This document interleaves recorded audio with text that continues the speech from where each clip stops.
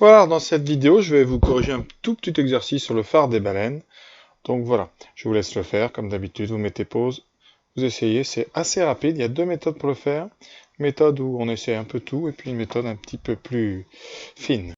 Tout d'abord, on pose le problème. Alors, vous avez donc Ted qui monte de 3 en 3 et à la fin, il lui reste 2 marches.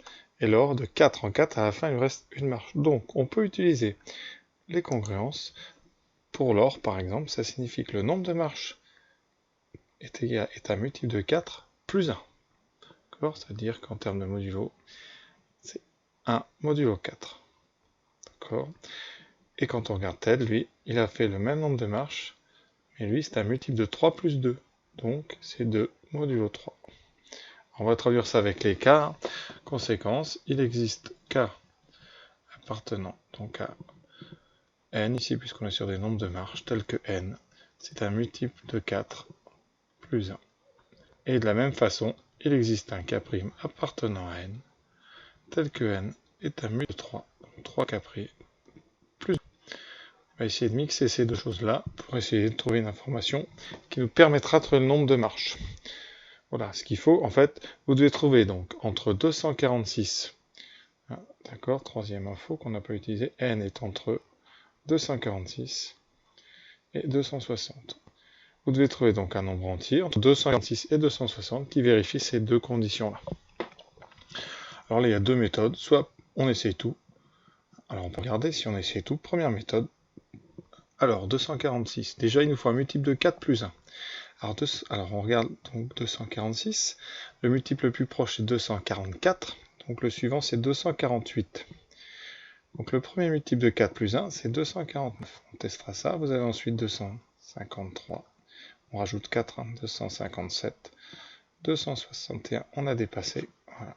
Donc il n'y a que 3 possibilités. Et on va regarder ces 3 nombres modulo 3. Alors les multiples de 3, on les repère, la somme fait donc un multiple de 3. Donc 9 et 4, 13 et 2, 15, c'est un multiple de 3. Donc un multiple de 3 plus 2, donc ça c'est un multiple, donc c'est pas lui.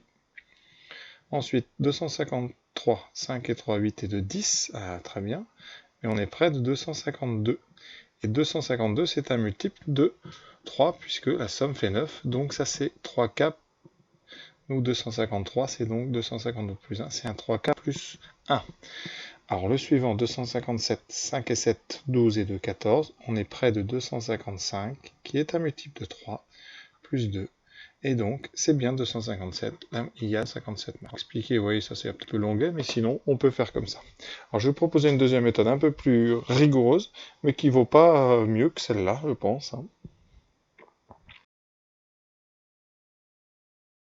Voilà, alors on va essayer un petit peu de faire une combinaison où on peut factoriser par ici, mettre un truc en facteur. Donc l'idée c'est de mettre la première par 3 et la deuxième par 4. Alors ça donne quoi? La première par 3, 3n et 12. Donc on multiplie par 3, 12k plus 3. La suivante c'est donc 4n égale 3k', donc x 4, 4k', fois 3, donc ça 12. Voilà, multiplié par 4, plus 8. Voilà, on fait la différence de la deuxième moins la première. On trouve n égale 12 fois k' moins k, donc 12 fois k' moins k, est égal à plus 5. Voilà. Donc n serait un multiple de 12 plus 5. On va regarder, un peu comme tout à l'heure, les multiples de 12. Alors, le multiple de 12, vous êtes à 240. Donc 242 plus 5, 242 plus 5.